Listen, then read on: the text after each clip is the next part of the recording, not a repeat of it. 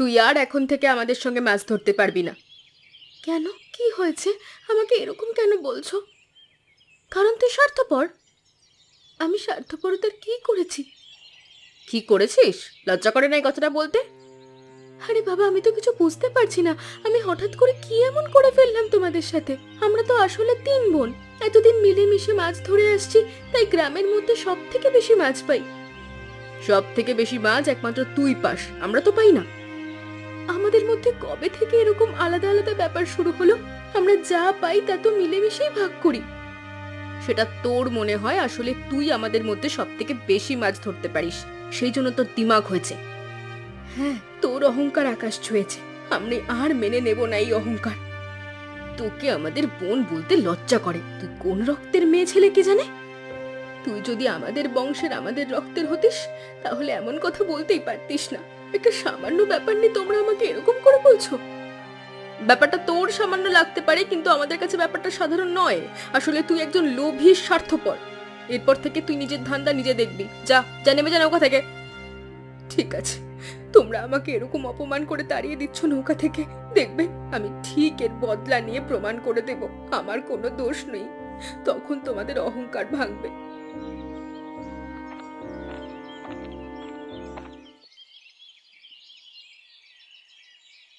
কি হলো রে পূজা, তুই এখনো বাড়ি যাসনি? তুমি কি ভেবেছিলে আমি বাড়ি চলে যাব? আমরা সারাদিন মাছ ধরে স্নান করতে এসে গেলাম, আর তুই কিছুই না করে এখানে বসে আছিস চুপ করে সকাল থেকে। আমি মাছ ধরতে পারিনি কারণ তোমরা আমাকে নৌকা থেকে নামিয়ে দিয়েছো। তুই আমাদের মধ্যে সব থেকে ছোট হয়ে বেশি মাছ বাগাবি, আর আমরা চুপ করে বসে থাকবো? তুই এটা ভাবলি কি করে?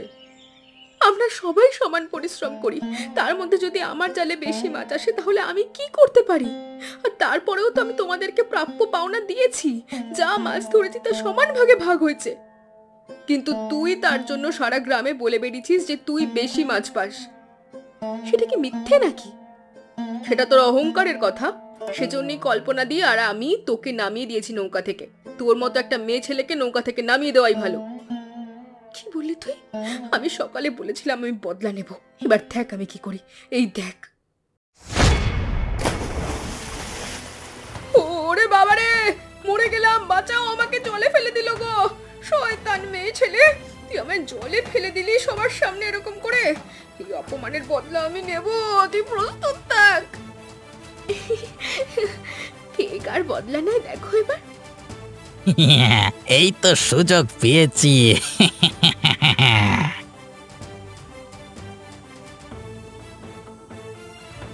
কোথায় যাচ্ছ নাকি?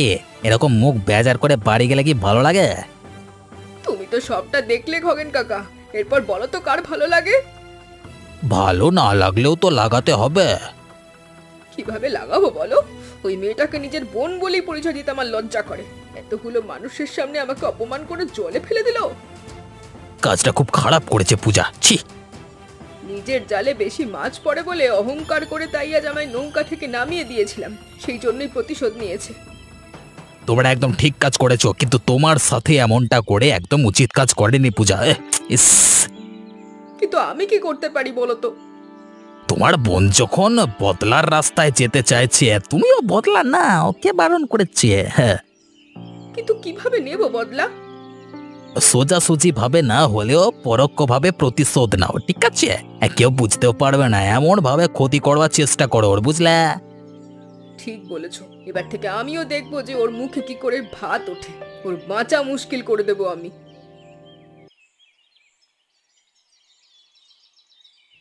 কি গো বুড়িমা, আজকাল কোনো কিছু খবর রাখছো না নাকি?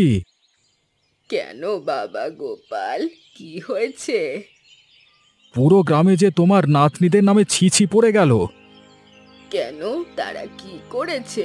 কোনো খারাপ কাজ তো করতে পারে না। বাইরের লোকের সাথে করেনি, নিজেদের মধ্যে করেছে। কি করেছে শুনি? অবশ্য তোমাকেও বা কি বলি, তোমার নাতনিদের বিশেষ দোষ নেই এতে। তবে কার দোষ? কি ঘটেছে পরিষ্কার করে বলো। খগেন আছে না, ওর উস্কানিতেই তোমার নাতনিদের মধ্যে বিবাদ সৃষ্টি হয়েছে। আজ তো তোমার দুই নাতনি মিলে পূজাকে নৌকা থেকে নামিয়ে দিয়েছে, সে নাকি রোজ বেশি বেশি মাছ পায়, তাই হিংসে করে। এইদিকে খগেন তোমাদের সকলের নামে ওদের মধ্যে বিভিন্ন কথা বলে সংসারে অশান্তি লাগাচ্ছে। কই, তেমন তো কিছু আমি দেখিনি। তুমি থাকো ঘরে বসে, তুমি কি করে দেখবে বলো? আজকে পূজা মানে ঘাটে রাখিকে ধাক্কা দিয়ে জলে ফেলে দিল যে। কি বললি? তারে এত বড় সাহস! তারপর তো দেখলাম খগেন কি সব কান ভাঙানি দিচ্ছে। মনে হচ্ছে খগেন অশান্তি লাগিয়ে তোমাদের পরিবারটাকে ধ্বংস করে দেবে। আরে আর একটা কথা বলি বাবু, তোমাদের ঘরের মেয়েরাও কেন যে ঘরের ঝঞ্ঝাট বাইরে নিয়ে আসে, একটু ভালো করে শিক্ষা দিতে পারো না? আমাদের বাড়ির মেয়েদের কিভাবে শিক্ষা দিতে হবে আমি বুঝে নেব। তুমি যতটা বলার বলেছো আমি শুনেছি, বাকিটা আমায় বুঝতে দাও।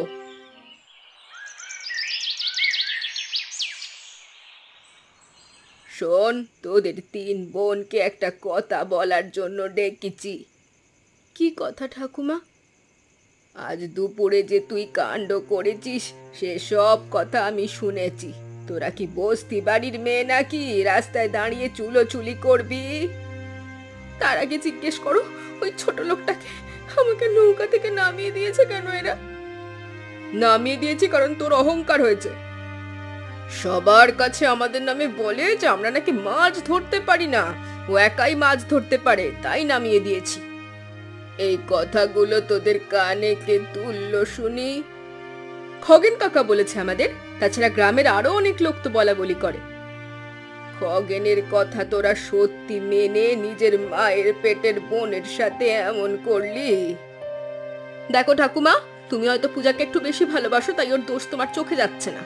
আর এখন তাই তুমি খগেন কাকার নামে উল্টোপাল্টা বলছো। যদি তোমার চোখ থাকতো তুমি দেখতে পেতে, তাহলে দেখতে যে পূজা কত বড় শয়তান মেয়ে ছেলে। যে আমাকে শয়তান বলছে ঠাকুমা, তাকে জিজ্ঞাসা করো সে কত বড় একটা শাকচুন্নি। তোরা থামবি? তোদের মধ্যে সমস্ত সমস্যা মেটানোর জন্য তোদেরকে আমি আলোচনা করতে ডেকেছি। আসলে কি বলতো ঠাকুমা, সব সমস্যার সমাধান হয় না। তার উপর আমার তো মনে হয় এই পূজা মেয়েটাকে মা বাবা কুড়িয়ে এনেছিল রাস্তা থেকে। এখন তুমি স্বীকার করবে না হয়তো, কিন্তু রাস্তার মেয়ে ছেলে না হলে এরকম ব্যবহার তো করতে পারে না। হেই, মুখ সামলে কথা বলো দিদি। তার মানে এই নয় যে তোমাকে আমি ভবিষ্যতেও সম্মান করব। আমি কি করতে পারি সেটা কিন্তু রাখি জানে ভালো করে। সব হয়েছে আমাদের ঠাকুমার আদর পে। পূজা আদর পে বাঁদর হয়েছে, যত দোষ এই ঠাকুমার।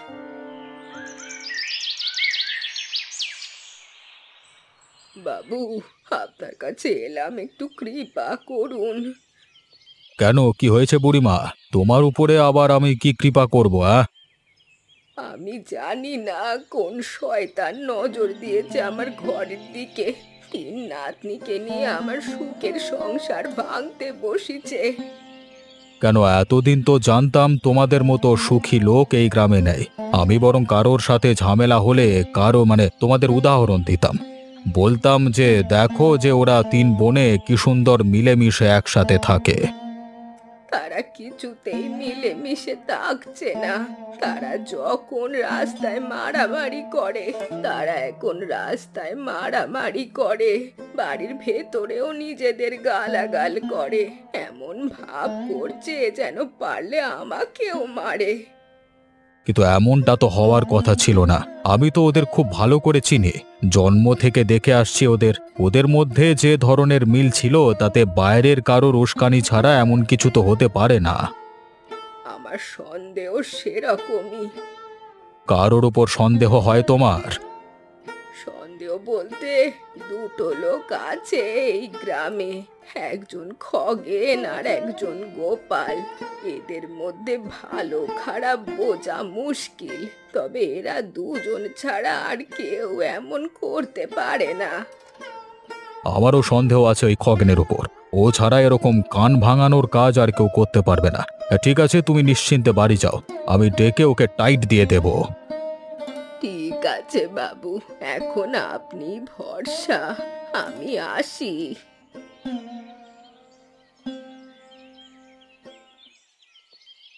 এই বাবু, আপনি আমাকে জরুরি তলব করলেন যে হঠাৎ করে? তোকে যে আমি তলব করে ডেকে পাঠিয়েছি, ওপরওয়ালাকে ধন্যবাদ দে। তোকে যে এতক্ষণে গ্রাম থেকে তাড়িয়ে দিইনি এটাই অনেক। কি বলছেন বাবু? আমি কি দোষ করলাম যে আপনি আমাকে গ্রাম থেকে তাড়িয়ে দেবেন? তোর মতো শকুনের জাত আমি আর দেখিনি। নোংরা ভাগার ছাড়া তোর দৃষ্টি পড়ে না? আপনি আমাকে কিন্তু অপমান করছেন। তোকে এতক্ষণ ঘাড় ধাক্কা দেওয়া উচিত ছিল আমার। বুড়িমার বাড়িতে 3 বোনের মধ্যে ঝামেলা লাগিয়েছিস কেন তুই? আমি আমি কোথায় ঝামেলা লাগালাম? কেন তুই ঝামেলা লাগাসনি? তুই নদীর ঘাটে ওদেরকে পরস্পরের বিরুদ্ধে চুগলি করিসনি? আপনার হয়তো সেটা মনে হচ্ছে, কিন্তু আমি আসলে সত্যি কথাই বলছি। তোর এত বড় সাহস, তুই আমার মুখে মুখে আবার কথা বলিস? আপনার মুখে মুখে কথা বলবার সাহস আমার নেই, কিন্তু আমার নামে হয়তো আপনাকে কেউ উল্টোপাল্টা কথা শুনিয়েছে। দেখ খগেন, একটা পরিষ্কার কথা তোকে বলে দিচ্ছি। আমি সবাইকে একটা সুযোগ দিই, তোকে আর শেষ সুযোগ দিলাম। এবার সম্পূর্ণ তোর উপর নির্ভর করছে যে তুই তোর শেষ সুযোগটা কিভাবে কাজে লাগাবি। নিজেকে শুধরে নিবি নাকি এখনো সেই আগের মতো পরের পেছনে কাটি মারবি, বল। ঠিক আছে বাবু, ক্ষমা করে দিন আমাকে, আর কখনই এরকম ভুল করবো না। আসলে আমি ভালো করতে গিয়ে খারাপ করে ফেলেছি। তোর হাত থেকে কোনোদিন কারোর ভালো হবার নয়। এবার যা এখান থেকে, বিদায় হ। বুড়ির থেকে এরপর যেন কোনোদিন তোর নামে আমার কাছে নালিশ না আসে, যত সব। এত বড় সাহস হয় শয়তান বুড়ির, আমার নামে নালিশ করে? এবার দেখাচ্ছি মজা, হলো বুড়ি।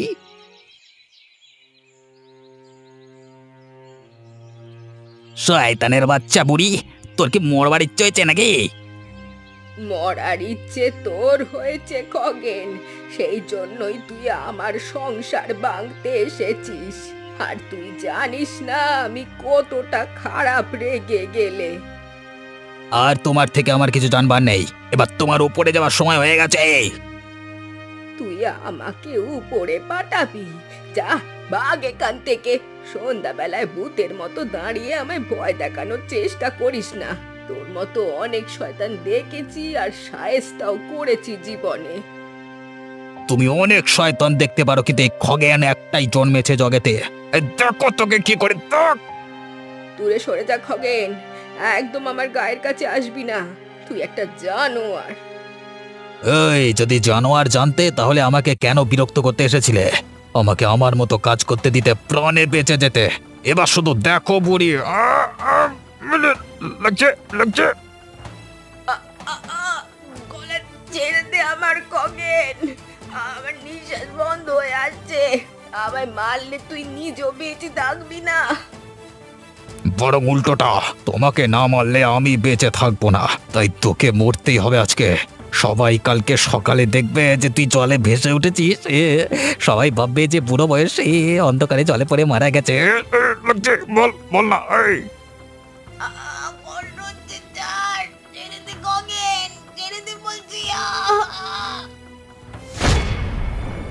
ব্যাস, হয়ে গেল খাল্লাস। ঘাড় ভেঙে বুড়ি এখন চিৎপাত হয়ে গেল। চল বুড়ি, তোকে নিয়ে টানতে টানতে এবার চলে ফেলে দি। এবার চা আমার নামে নালিশ কর অবিনাশ বাবুর কাছে গিয়ে।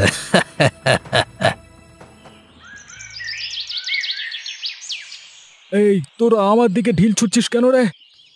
দেখো না, আমার দিদিরা আমাকে মাছ ধরতে দেয় না। তুমি আমাকে মাছ ধরতে নেবে গো? অনেক মাছ তুলে দেবো তোমার জালে। হ্যাঁ গো গোপাল কাকা, নিয়ে যাও, এর থেকে ভালো মাছ আর পাবে না। আমাদের কি আর নেবে? নেবে তুই ছোট লোক মেয়েটাকে। যাও যাও যাও, নিয়ে যাও, ওর যাওয়ার বয়স হয়েছে। দেখ, তোরা উল্টো পাল্টা কথা বলে আমার মাছ ধরতে যাওয়ার দেরি করাস না। বড্ড দেরি হয়ে যাচ্ছে তোমার আজকে, না বলি আমাদের রাগিও না, তাহলে চিরদিনের জন্য মাছ ধরা তোমার বন্ধ হয়ে যাবে। এই তো 2 টাকার জেলে, তার আবার অহংকার। এসব জিনিস আমি দু চোখে দেখতে পারি না, দেখে এরকম গা গুলিয়ে ওঠে। দেখ, বেশি বড় বড় কথা বলবি না তোরা। করলে কি করবে তুমি? বেশি কথা বললে তোমার জাল আমরা ছিঁড়ে দেব। নৌকাটাও থাকবে কিনা সন্দেহ আছে। আমরা যা চাই নদীতে তাই হয়। আমরা চাইলে না তোমার নদীতে মাছ ধরতে যাওয়া বন্ধ করে দেব।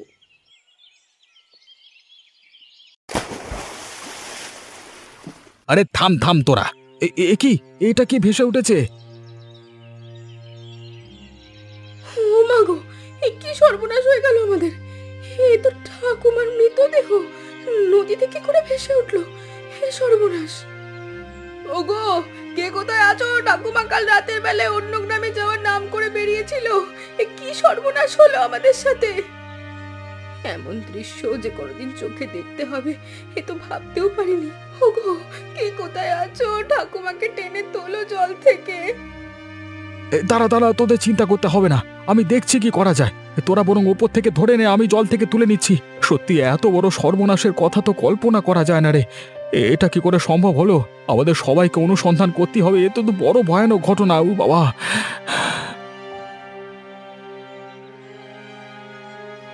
হায় হায় হায়, আমরা কি ভুল করে ফেললাম রে দিদি। আমরা তিনজন বোন হয়ে পরস্পরের সাথে লড়তে শুরু করলাম, আর সেই ফাঁকে আমাদের সব থেকে কাছের মানুষটা চলে গেল। সবাই বলছে যে অন্ধকারে পা ফসকে জলে পড়ে গেছে ঠাকুমা, কিন্তু আমি বেশ জানি এটা কখনো সম্ভব নয়। কারণ আমাদের যে মানুষটা নদীতে নৌকা চালানো, মাছ ধরা শিখিয়েছে, সেই মানুষ কখনো এইভাবে মরতে পারে না। সব দোষ আমাদের। আজ ঠাকুমার মৃতদেহের সামনে বসে কান্নাকাটি করছি, সেটার পেছনেও আমরাই দায়ী। আমরা যদি পরস্পরের সাথে লড়াই না করতাম তাহলে ঠাকুমার এমন হতো না। আমি বিশ্বাস করি যে ঠাকুমা এমনি এমনি মরতে পারে না, নিশ্চয়ই এর পেছনে কারো চক্রান্ত আছে। আর সেটা জানতে গেলে আমাদের সব বিচ্ছেদ ভুলে একসাথে হাত মিলিয়ে তদন্ত করতে হবে। তারপর খুনিকে খুঁজে বের করে শাস্তি দিতে হবে, তবেই ঠাকুমার আত্মা শান্তি পাবে। তার জন্য আমাদের একসাথে থাকতে হবে, আমাদের একসাথে কাজ করতে হবে। ঠাকুমা সেটাই চেয়েছিলেন শেষ পর্যন্ত, আর তাতেই উনি শান্তি পাবেন। আমরা আর কখনো নিজেদের মধ্যে বিভেদ বিচ্ছেদ করব না। ঝগড়া ভুলে আমরা একসঙ্গে থাকবো, হাতে হাত রেখে। আমাদের তিনজনের মধ্যে আর কোনো চতুর্থ ব্যক্তিকে আনবো না। ঠিক এটাই আমরা ঠাকুমার মৃতদেহের সামনে বসে প্রতিজ্ঞা করছি, এবং এটাই আমরা পালন করব। তারপর খুনিকে ধরে আমরা উচিত শাস্তি দেব।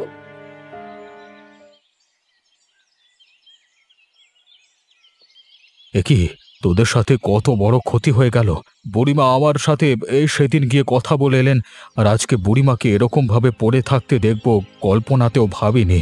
বুড়িমা আমাকে যে তদন্তের ভার দিয়ে গেছেন সেটা তো এখনো শেষ করতে পারলাম না।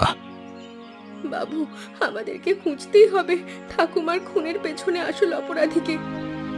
আমরা বিশ্বাস করি না যে ঠাকুমা এমনি এমনি মৃত্যু হচ্ছে জলে ডুবে। বিশ্বাস তো আমারও হচ্ছে না, তবে তোরা কাউকে সন্দেহ করিস কি? সেদিন যখন পূজার সাথে আমার ঝামেলা হয়েছিল, তখন গোপাল কাকা এসে আমার কানে বিষ ঢালার চেষ্টা করে। আর তাছাড়া মাছ ধরার ব্যাপারে গোপাল কাকার সাথে ঠাকুমার অনেক পুরনো শত্রুতা ছিল। কিন্তু আমি তো ভাবছিলাম খগেন দোষী। সবাই দোষী ভাববে খগেনকেই, তাই হয়তো গোপাল কাকা এসে লুকিয়ে লুকিয়ে ঠাকুমাকে খুন করে গেল রাতের অন্ধকারে। ঠিক বলেছিস, এদিকটা তো আমি ভেবে দেখিনি। একটা কাজ কর, আমি পুলিশ ডেকে আনছি খুব তাড়াতাড়ি। তবে এই সমস্যার সমাধান হতে পারে একটা শর্তে। কি শর্ত শুনি? তোদেরকে এখন থেকে পরস্পরের সাথে ঝগড়া ঝামেলা ভুলে হাতে হাত রেখে নিজের বোনের মতো থাকতে হবে। আমি প্রতিজ্ঞা করেছি যে আমরা কখনো ঝামেলা করব না। তাহলে সঠিক বিচার দেওয়ানোর দায়িত্ব আমার।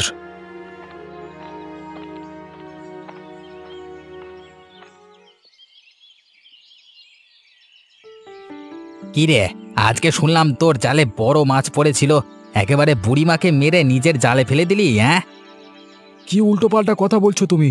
বুড়িমাকে আমি মেরেছি? গ্রাম শুদ্ধ লোক তো তাই বলছে রে।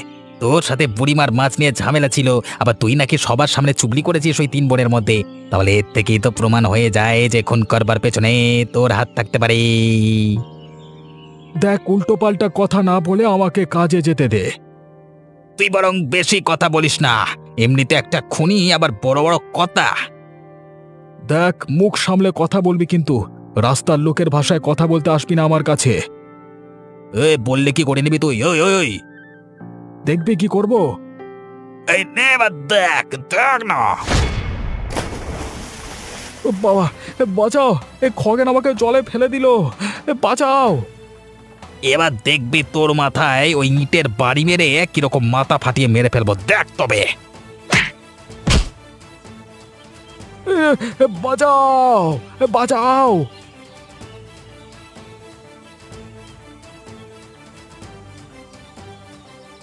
তারা খগেন, বেশি বাড়াবাড়ি করিস না তুই।